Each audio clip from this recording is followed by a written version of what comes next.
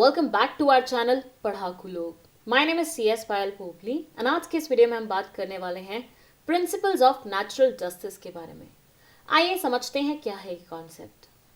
देखिए, सबसे पहले तो मैं आपको ये बता दूं दैट ये वाले प्रिंसिपल्स ना ही किसी स्टैट्यूट में लिखे हुए हैं और ना ही कॉन्स्टिट्यूशन का पार्ट है। ये प्रिंसिपल्स इंडिया में एंशिएंट टाइम से फॉलो हो रहे हैं और फ्यूचर में भी फॉलो होते ही रहेंगे। अब अगर आप पूछ रहे हैं कि क्यों, तो उसका रीजन ये है कि ये प्रिंसिपल्स बात करते हैं कि क्या सही है, क्या गलत है, क्या करना चाहिए, क्या नहीं करना चाहिए, उसके बारे में। ये प्रिंसिपल्स मेक श्योर करते हैं कि किसी भी केस में फेयरनेस कैसे लाई जाए। जब भी किसी केस में लॉ साइलेंट होता है, कुछ भी बात नहीं बोल रहा होता, तो उस टाइम पे जजेस एटलीस्ट ये तो मेक श्योर करते हैं कि नेचुरल जस्टिस के प्रिंसिपल्स तो वो जरूर फॉलो करें। इसलिए आज तक आपने बहुत सारी ऐसी जजमेंट्स देखी होंगी जहां पे आपको ये वर्ड्स पढ़ने को मिले होंगे। नाउ आई गेस इतनी हेवी इंट्रोडक्शन के बाद you guys are ready to know कि इन प्रिंसिपल्स में ऐसा लिखा क्या हुआ है। आइए समझते हैं। देखिए, पहला जो नेचुरल जस्टिस का प्रिंसिपल है वो बोलता है नीमो ज्यूडेक्स इन कॉजा सुआ। सुनने में थोड़ा अटपटा लग रहा होगा, आइए आम लैंग्वेज में आपको बताती हूँ। इसका मतलब होता है no one should be made a जज in his own case and the rule against bias, मतलब इसको रूल अगेंस्ट बायस भी बोला जाता है।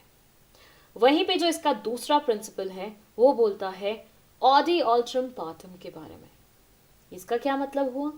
इसका मतलब हुआ means to hear the other party and no one should be condemned unheard. अब क्यों ना थोड़ा सा एग्जाम्पल की मदद से इन्हीं कॉन्सेप्ट्स को डिटेल में समझ लिया जाए। चलिए समझते हैं। सबसे पहले बात करेंगे नीमो ज्यूडेक्स इन कॉजा सुआ के बारे में। इसके लिए हम एग्जाम्पल लेंगे मिस्टर एक्स और मिस्टर वाई का। ऐसे मानिए कि मिस्टर एक्स और मिस्टर वाई के बीच में बहुत ही बुरे वाली लड़ाई हो रही थी। लड़ाई किस चीज के रिगार्डिंग थी? लड़ाई इस खूबसूरत से घर के रिगार्डिंग थी। एक्स बोल रहा था कि ये घर उसका है, वाई बोल रहा था ये घर उसका है। तो दोनों एक दूसरे से बहुत ही गंदे तरीके से लड़ रहे थे। वहीं पे पिक्चर में आते हैं एक्स के दादाजी, जिन्हें यह बोला गया कि आप इन दोनों बच्चों की लड़ाई सुलझाइए। मतलब बेसिकली इनके केस में दादाजी को बना दिया गया जज। अब आप थोड़ा सा अपना दिमाग अगर इस्तेमाल करें तो एक्स के दादाजी को एक्स के केस में ही जज बना दिया गया। कितनी वियर्ड बात है ये तो। भाई कोई भी दादा क्या अपने पोते के अगेंस्ट डिसीजन ले पाएगा? आंसर है नो।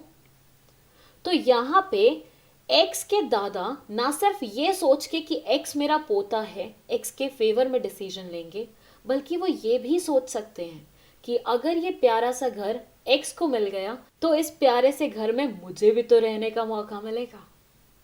मतलब ना सिर्फ पोते का प्रेम बल्कि घर का भी प्यार इनको फोर्स करेगा एक्स के फेवर में डिसीजन लेने के लिए।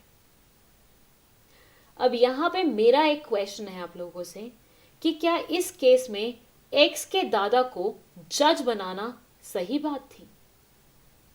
आई एम प्रीटी श्योर आप सब भी बोलेंगे नहीं, बिल्कुल भी सही बात नहीं थी।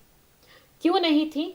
उसका रीजन ये है कि नेचुरल जस्टिस के प्रिंसिपल न्यूमो जुडेक्स इन कॉजा सुआ में लिखा हुआ है कि कभी भी ऐसे इंसान को जज नहीं बनाना चाहिए जो किसी भी वे में केस में इंटरेस्टेड हो।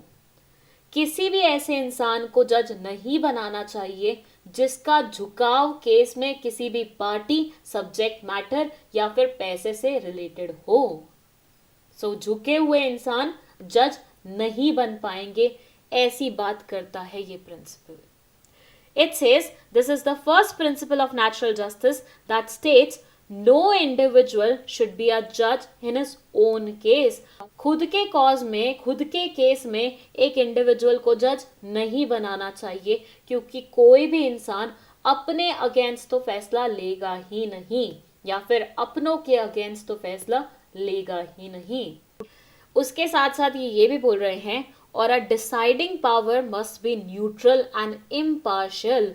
जज हमेशा एक ऐसे इंसान को बनाना चाहिए जो न्यूट्रल हो, जिसका टिल्टेशन नहीं हो एक तरफ। टिल्टेशन का मतलब होता है झुकाव, ठीक है।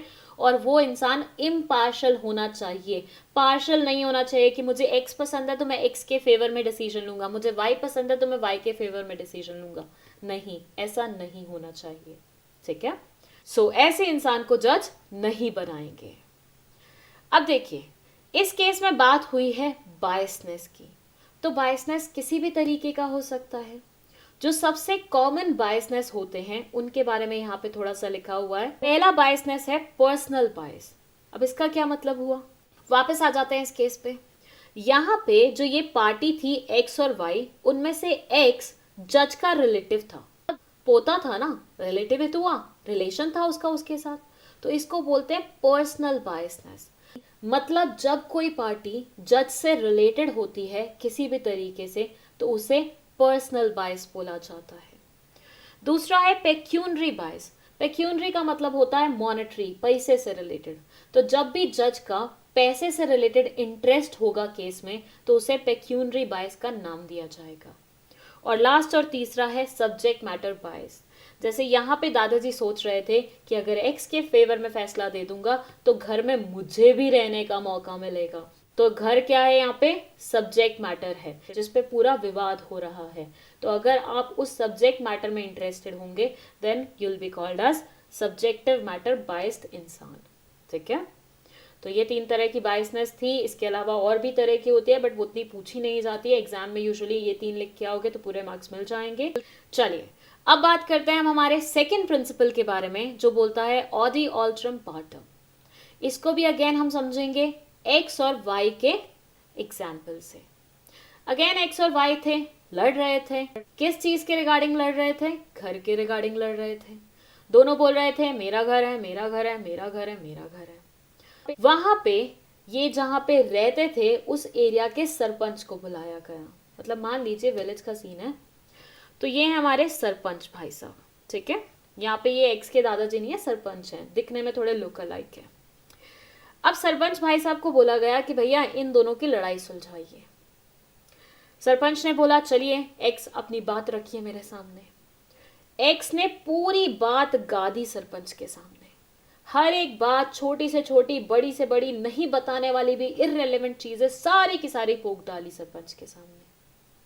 और सरपंच ने भी बहुत ही आराम से प्यार से बैठ के पूरी बात सुनी उसकी। अब जब एक्स की पूरी बात कंप्लीट हो गई तो बारी आई वाई की। वाई मुंह खोलने ही वाला था कि सरपंच ने उसे एकदम से बोला शांत रहो तुम तो कुछ भी मत बोलो, तुम्हारी तो शक्ल देख के ही मैं समझ गया तुम किस तरह के इंसान हो। और इतना बोल के वो तैयार हो गए फैसला सुनाने के लिए। अब अगर आप यहां सोच के देखें थोड़ा सा तो क्या वाई के साथ कोई नाइंसाफी नहीं हुई? वहां पे जहां पे एक्स को अपनी पूरी बात बोलने का मौका दिया गया, वाई से पूछा तक नहीं गया कि वो क्या चाहता है, क्या नहीं चाहता, क्यों लड़ रहा है, क्या उसका रीजन है। कितनी गलत बात है। तो क्या यहां पे सरपंच ने सही किया? आंसर है नहीं किया। और यहीं पे हमारा लागू होता है ये second principle of natural justice, audi alteram partem. ये प्रिंसिपल बोलता है कि जब भी कोई केस आएगा तो ये जज की रिस्पॉन्सिबिलिटी बनती है कि वो सारी पार्टीज को आराम से बैठ के सुने। किसी भी इंसान को वो बिना बोले नहीं जाने दे। मतलब किसी को भी अनहर्ड नहीं छोड़े। ऐसे कोई भी पार्टी नहीं बचनी चाहिए जो बाद में बोले कि मुझे तो बोलने का मौका ही नहीं मिला, मेरा तो पॉइंट ही नहीं सुना गया। तुम खुद सोचो कैसा लगता है ना, कभी कभी जैसे क्लास में या टीचर का कोई फेवरेट स्टूडेंट होता है, वो तुम्हारे अगेंस्ट कंप्लेंट कर दे तो टीचर तुम्हारी बात भी नहीं सुनती और डायरेक्टली तुम्हें पनिशमेंट दे के चली जाती है। कैसी फीलिंग आती है ना, बिल्कुल वैसी फीलिंग यहाँ पे वाई को आ रही होगी। और ये फीलिंग किसी और को नहीं आए, यही मेक श्योर करता है ये principal. This principle says, this rule states that both parties must have the chance to represent their viewpoints. Her party को अपना व्यू पॉइंट रिप्रेजेंट करने का मौका मिलना चाहिए।